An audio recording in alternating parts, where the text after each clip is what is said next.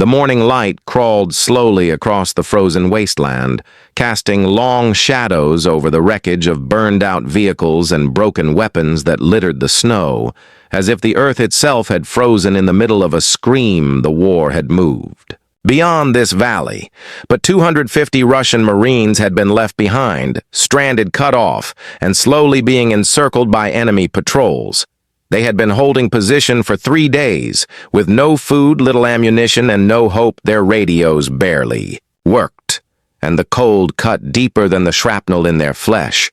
Yet their commander refused to surrender, his voice hoarse and cracked from the freezing air, as he ordered his men to hold on, to fight 1 more hour, to live 1 more minute, because he believed that someone somewhere might still be listening, even though every transmission disappeared into static and snow. High above the white mountains, a single jet streaked across the pale sky, slicing through clouds that looked like smoke. The pilot, Lieutenant Marcus Hale of the United States Navy, was on a reconnaissance run, scanning the border for enemy movement, when his instruments caught something strange. A weak pulse on an emergency frequency, one that should not have been active. In this sector, he adjusted his headset, listening through the roar of the engine until he heard it. A faint voice broken by static, repeating the same code over and over, a Russian distress beacon. He frowned, checking the coordinates again. The signal was deep inside enemy territory, well past the line that command had marked as untouchable, where any friendly aircraft would be shot down without warning. Marcus hesitated. His training screamed to report it and move on. His orders were to observe, not engage. But something in that broken signal stirred something human beneath the weight of protocol. It was not just a cry for help. It was desperation, the kind that could only come from men who had already accepted death. He replayed the coordinates again, and saw that the signal was moving slowly, barely a mile an hour, which meant survivors. He sat there in the cockpit, torn between duty and conscience. The voice continued repeating the same words until suddenly it stopped, leaving only silence. Could have turned back. Then he could have sent a report and flown home. But the silence pressed on him heavier than any command. He switched to manual override and turned the jet toward the source, his breath catching in his throat as he crossed into restricted airspace, alarms flashing across his display. He silenced them one by one, feeling a surge of reckless calm as he pushed the throttle forward. The clouds broke apart, revealing the valley below, a scar of ice and smoke carved into the land. He dropped altitude, scanning the ground through his visor, until he caught a glimpse of movement near the ravine. Tiny figures huddled in the open, waving frantically toward the sky. For a moment, he could not believe it. 250 men, maybe more, clustered around a wrecked vehicle, using their own bodies to form letters in the snow, spelling "help," the word, almost erased by the wind. Marcus felt his pulse quicken. He keyed his radio, but there was no response from command. The signal was jammed. He checked his fuel low, barely enough to make it back, and yet his hands moved on instinct, pulling the jet lower until the terrain seemed to rise toward him. He knew he should not be here. He knew he was risking everything for men who were supposed to be the enemy, but the thought of leaving them to die in the cold was unbearable. The wind howled as the jet sliced through the valley, the engines roaring against the mountains. The Marines below looked up, their faces ghostly pale. In the frost and smoke, one of them lifted a red cloth tied to his rifle, a makeshift flag signaling SOS. Marcus felt the weight of his decision crash down on him. He could not land, not on terrain like this, and yet he could not abandon them either. He opened the external camera feed, zooming in on their position, and recorded every coordinate, every face he could see, planning to transmit it the moment he cleared the jamming zone.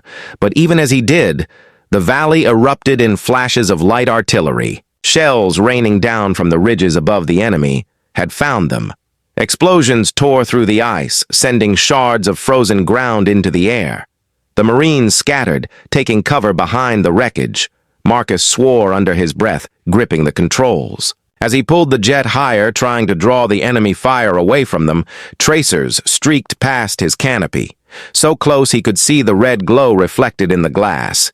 He banked hard to the left, firing a burst from his cannons into the ridge to suppress.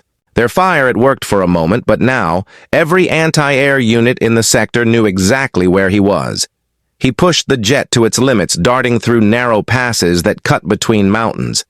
His body pressed against the seat by the force of the turn, his breath coming fast through the mask. He could hear the enemy radar locking on and knew he had only minutes before missiles followed. The lock tone shrieked in his ear, but he ignored it, banking lower again to get a final look at the Marines. Still holding their position under fire through the haze, he saw their commander standing tall in the open shouting orders, his coat torn and frozen to his chest. Yet he did not fall. Marcus felt something tighten in his chest. Admiration, maybe. Or fear. He did not know. He flicked open the emergency channel and shouted through the static that help was coming.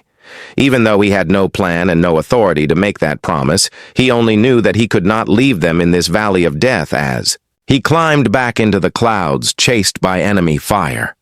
He whispered to himself that he would find a way, even if it meant going back alone.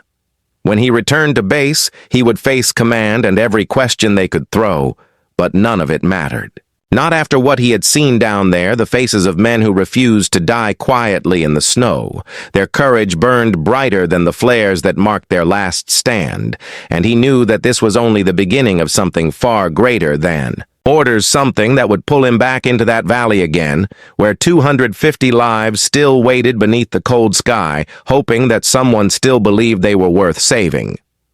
Marcus Hale sat alone in the cockpit of his jet. The hum of the engines, the only sound keeping his mind from drifting back to the images burned into his memory. The Marines in the valley, the smoke, the dying light of their flares. He could still hear their voices over the radio, the static cutting through. Their words like knives. He had disobeyed orders already by crossing into enemy airspace, and now as he climbed higher above the mountains, he knew that every second he stayed on this course was another strike against him.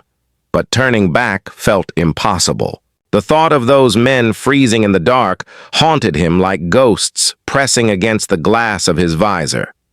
His hands trembled slightly as he switched off the auto-navigation and flew manually, letting the sky become his only guide.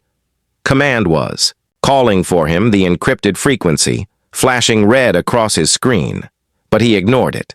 He did not want to hear the reprimands or the demands for explanation, because what could he say that he chose conscience over command, that he had risked his life for enemy soldiers, that he had listened to a voice filled with desperation and made it his mission to answer it?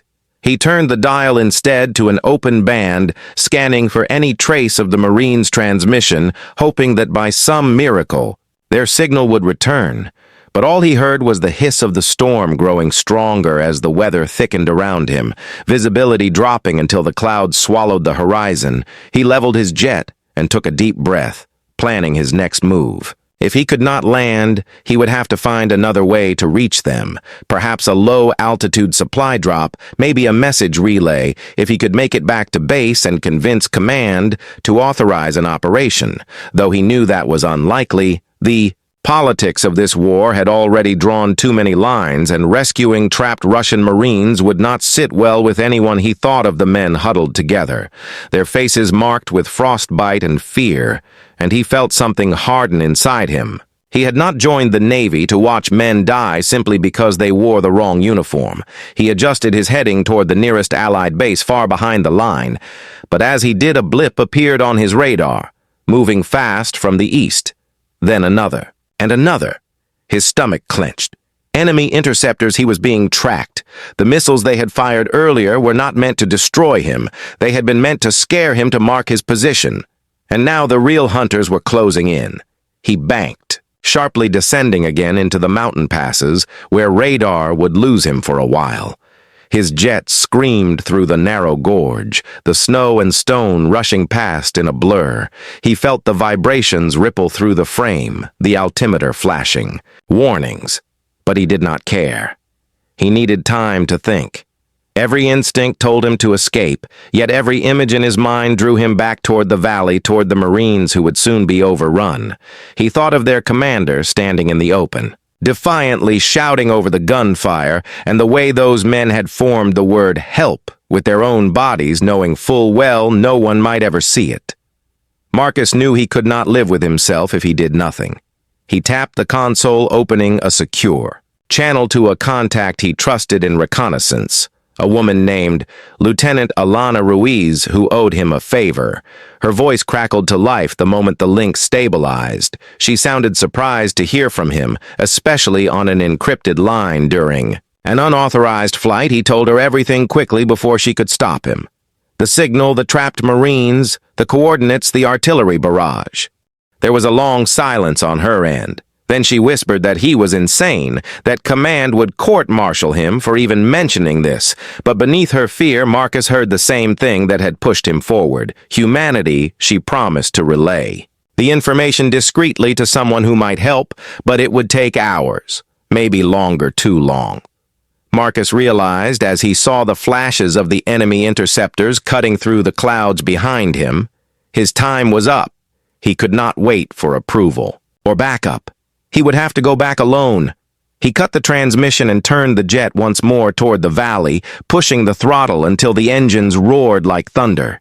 His radar screamed as the interceptors locked onto him. But he used the mountains as cover, weaving between the peaks as the first missile streaked past, narrowly missing his tail. The explosion behind him sent a shockwave that rattled the cockpit, but he held steady, diving lower until the enemy lost sight of him. The storm thickened, and the snow became a curtain that hid him from their sensors. He emerged once more above the valley, now darker than before, lit only by the distant fires of battle. He could see movement again through the haze. The Marines were still fighting there, lines thinning as enemy forces closed from every direction. Marcus clenched his jaw. His hands steady on the controls, he opened the cargo hatch at the back of the jet and armed 2 emergency supply pods, each one loaded with medical kits, rations, and a portable radio beacon. If he could drop them close enough, it might buy the Marines a few more hours. He angled the aircraft downward, swooping low across the battlefield, the roar of the jet echoing like a storm through the valley below. The soldiers looked up again, recognizing the sound, some waving frantically while others fired into the air at their pursuers, trying to give him space. He released the first pod and watched it fall, a bright orange parachute unfolding perfectly against the white snow. The second followed a few seconds later, drifting toward the ruins where the Marines had taken shelter. He pulled up sharply, almost scraping the surface of the ice as he climbed out of the valley, gunfire chasing him into the clouds. His heart pounded so hard it drowned out the sound of the engines. He had done what he could for now, but it did not feel like enough. He wanted to land to stand beside them, but he knew that would mean death, both for him and for them. Still, the thought of leaving tore at him like shrapnel in the chest. He radioed again, trying to make contact with the pod's transmitters. But before he could check the signal, a new alert flared across his display. One of the interceptors had reacquired him and was closing fast. The warning tone filled the cockpit. A constant shriek. Marcus's eyes flicked to the terrain map, and he made a split-second decision, diving into the canyon, where the enemy missile could not follow. The walls of rock flashed past. So close he could almost feel the vibration through the glass. He banked hard to the left, skimming the surface of the frozen river until the missile overshot him and exploded against the far ridge, lighting up the sky like a sunrise. For a moment he let out a breath of relief. But the silence that followed was worse. The damage warning blinked red across the console. His jet had taken hits from the shrapnel. One engine sputtered, struggling to maintain thrust. He knew he could not make it back. To base not like this, he would have to choose between ejecting over enemy territory or trying to glide into a dead zone. Miles away, he stared at the map, then back toward the valley behind him, where 250 men still waited trapped and freezing, and made his choice. He turned the aircraft once more toward the snow-covered mountains ahead, where their signal had come from, whispering to himself that if fate wanted him dead, it would have to earn it. He would not leave them, not while there was still a chance. The jet groaned under the strain as Marcus forced it through the wind, the right engine coughing black smoke across the pale sky, every warning light flashing red, but he kept his focused, steady eyes locked on the frozen valley. Ahead, the world below looked like a graveyard of white and steel, dotted with the faint orange glow of dying fires.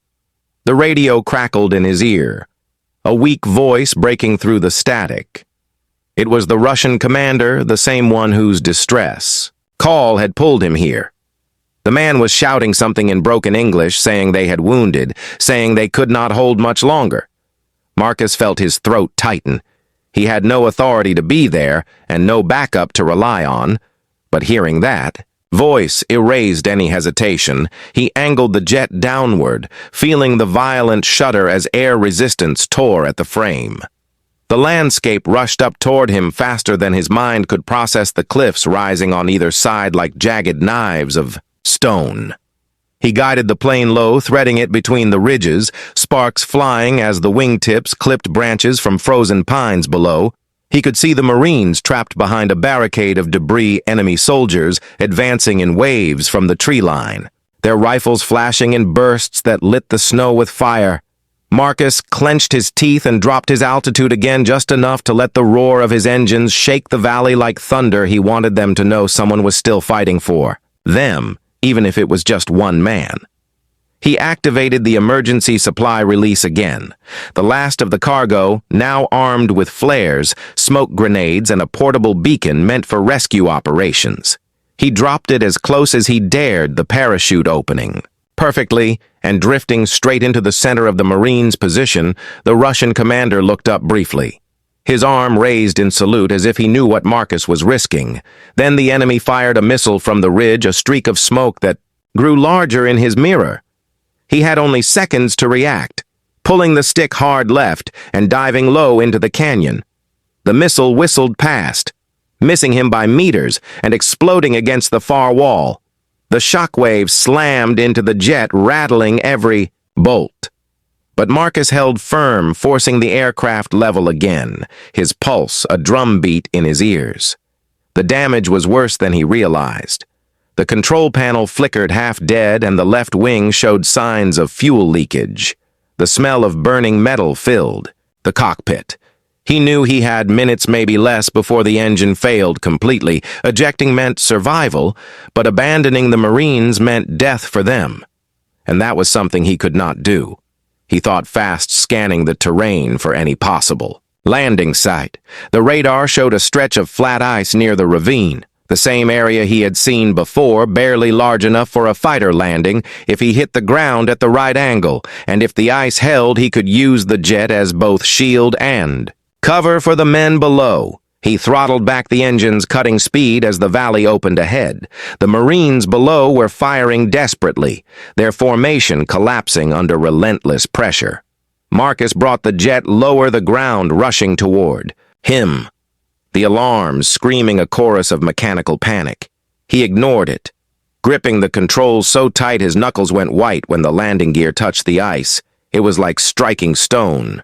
The aircraft bounced once, twice, then slid sideways, a trail of sparks and fire behind it.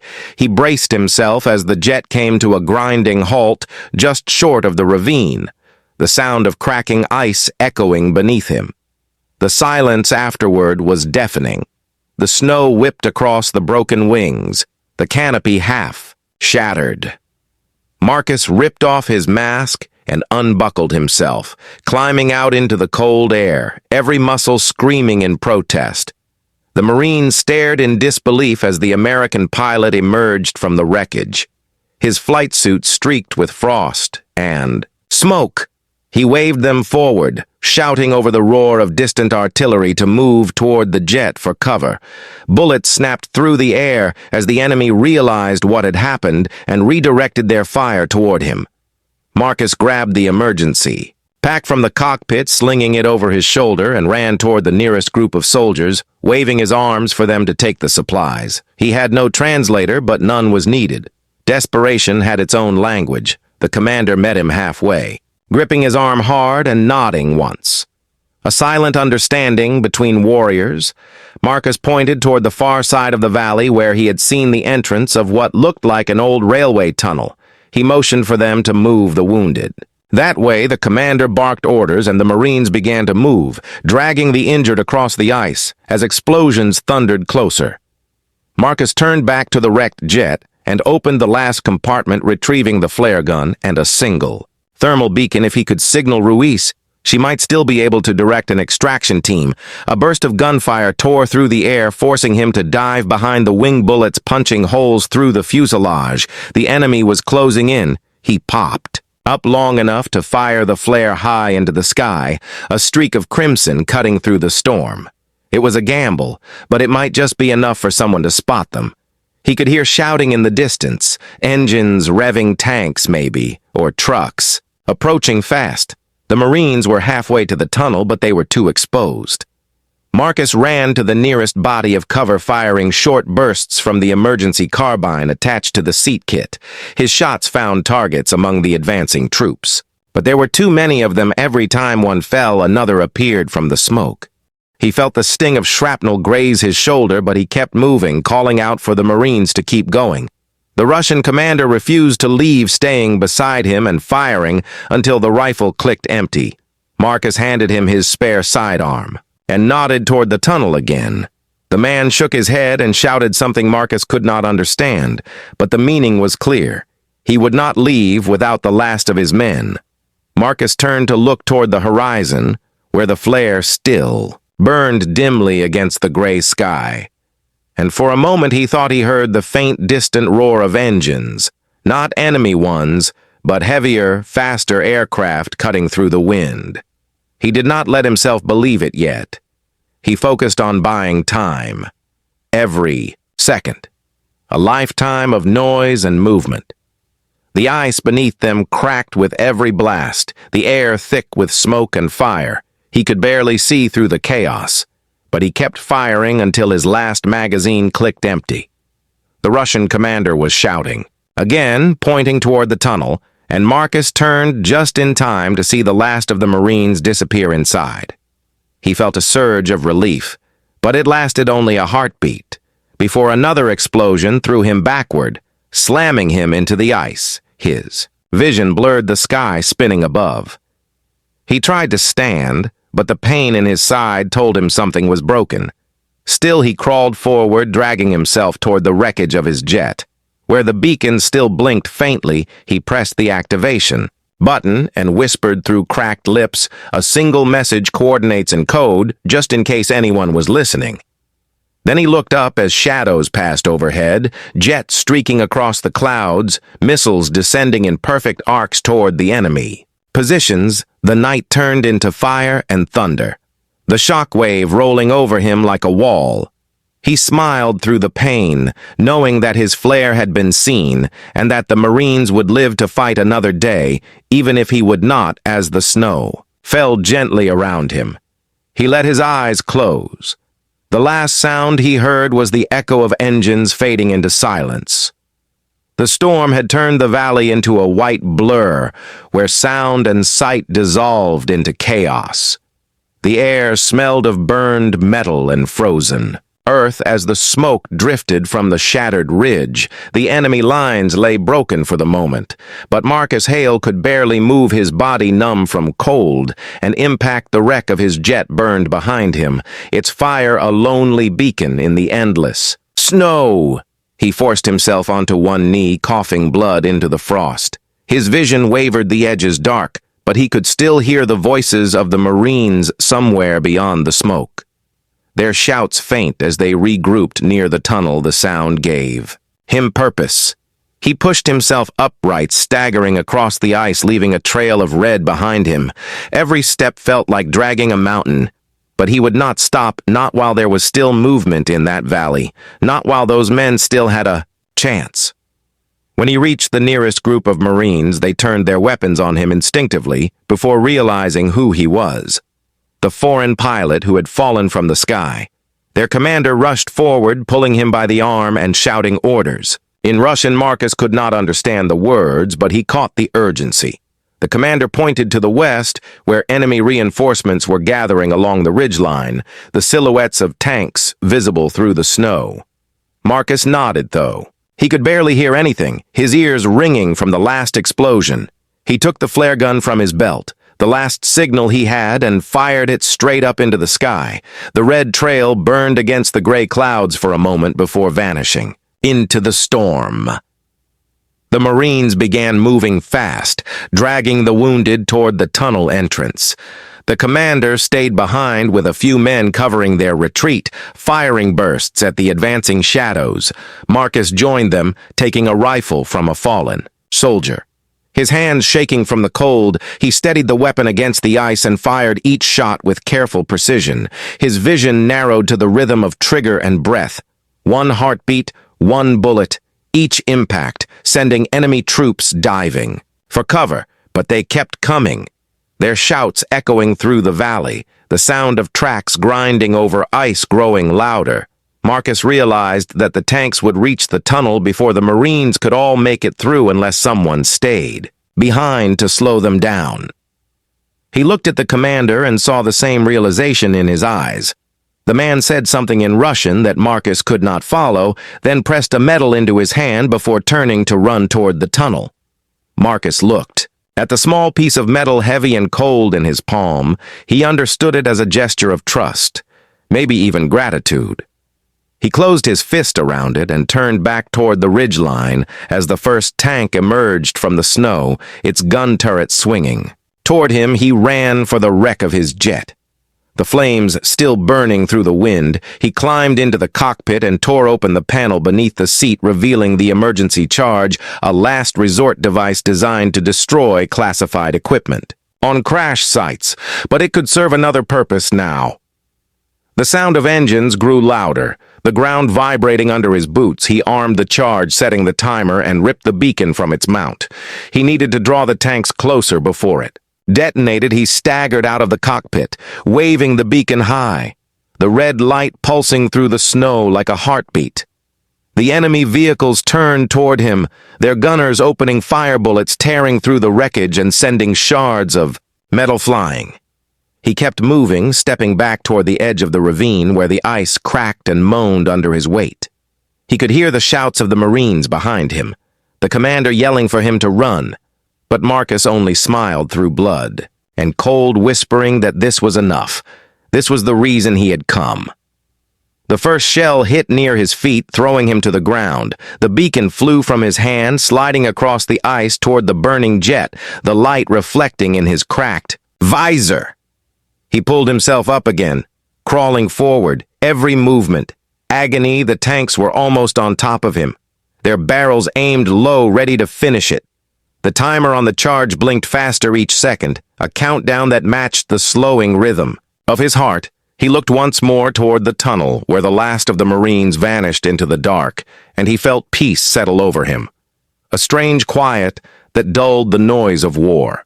He reached out his hand toward the beacon. One final time, his fingers brushing the snow as the timer reached 0. The explosion tore the world apart, a wave of fire and ice erupting from the wreck. The shockwave rippled through the valley, hurling debris into the air. The tanks closest to the blast were flipped, like toys, their armor shredded by the force. The mountains echoed with the sound of thunder as the light consumed everything for a brief moment. The entire battlefield glowed red, then white, before fading into silence. The storm swallowed the smoke, leaving only the distant rumble of collapsing ice. The tunnel mouth shook from the impact. The Marines inside turned back in fear, but the commander stood still, eyes fixed on the glow outside. He knew what had happened, and he bowed his head for the man who had stayed behind. Hours passed before the sky began to clear. The snow settling gently over the ruins of the battle, the Marines emerged from the tunnel, cautiously stepping over the wreckage that now marked the end of the fight they found. What was left of the jet, half buried in the ice, the fire long extinguished among the debris, lay a single helmet, scorched but intact. The same one the American pilot had worn. The commander picked it up, brushing the frost from its surface. His hands, trembling as he looked toward the horizon. The medal he had given Marcus was gone, but the meaning of it remained in the silence that hung over the valley. The surviving Marines began to move again, making their way through the mountains toward the border. They carried their wounded, and what little equipment they could salvage every few minutes. They stopped to listen for pursuit, but the enemy was gone, wiped out by the explosion. The storm had done the rest when they finally reached the extraction point. They were met by Allied reconnaissance teams guided by the flare coordinates Marcus had transmitted before the crash confusion rippled through both sides as soldiers realized what had happened, that an American pilot had risked his life to save Russian Marines in enemy territory against every order and every line drawn by politics. The story spread fast, whispered through the ranks, until even the generals could not ignore it. In the days that followed, the survivors returned home, telling the same story again and again of the man who had fallen from the sky of the explosion that had saved them all. Some said he had died instantly. Others believed he had crawled into the snow to rest quietly beneath the same stars he had flown through, but none of them forgot the courage they had seen that day. They buried his helmet at the edge of the tunnel, marking the spot with a simple piece of metal engraved with 2 flags side by side and a single word, Brotherhood the Wind, carried their voices across the ice as they saluted the memory of the man who had defied orders and turned the tide of fate with nothing but will and faith. As the night closed in around them, the legend of Marcus Hale began to grow whispered through camps and bases until it became something greater than one man, a story of courage that refused to die,